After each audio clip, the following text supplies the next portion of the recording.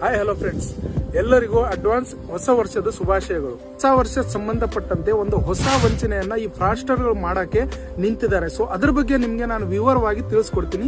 ವಿಡಿಯೋನ ಪೂರ್ತಿಯಾಗಿ ನೋಡಿ. ಸೊ ಈ ಸೈಬರ್ ಫ್ರಾಸ್ಟರ್ಗಳು ಏನ್ ಮಾಡ್ತಾ ಇದಾರೆ ಅಂತಂದ್ರೆ, ಇದೇ ಹೊಸ ವರ್ಷದ ಹೆಸರಲ್ಲಿ ನಿಮ್ಗೆ ವಾಟ್ಸ್ಆಪ್ಗೆ ಒಂದು APK ಫೈಲ್ ಅನ್ನ ಕಳಿಸ್ಕೊಡ್ತಾರೆ. ಆ APK ಫೈಲ್ ಅಲ್ಲಿ ಈ ಫ್ರಾಸ್ಟರ್ಗಳು ಒಂದು ಮಾಲ್ವೇರ್ ಅನ್ನ ನಿಮ್ಗೆ ಅದರಲ್ಲಿ ಹಾಕಿ ಕಳಿಸ್ಕೊಡ್ತಾರೆ. ಆ ಲಿಂಕ್ ಇದೆ ಅಲ್ಲ, ಆ ಲಿಂಕ್ ಅಲ್ಲಿ ಹಾಕಿ ಕಳಿಸ್ಕೊಡ್ತಾರೆ.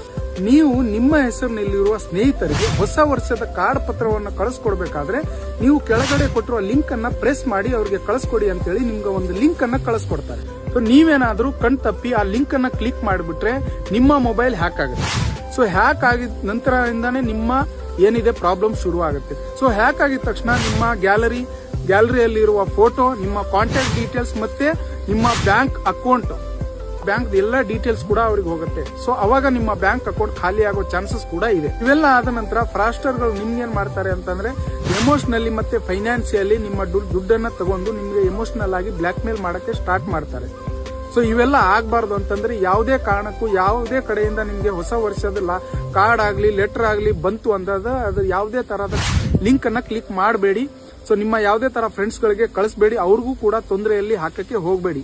ಸೊ ಈ ವಿಡಿಯೋನ ಪ್ರತಿಯೊಬ್ಬ ನಿಮ್ಮ ಫ್ರೆಂಡ್ಸ್ ಗಳಿಗೆ ಶೇರ್ ಮಾಡಿ, ಅವ್ರಿಗೂ ಕೂಡ ಈ ವಿಷಯದ ಬಗ್ಗೆ ತಿಳಿಲಿ.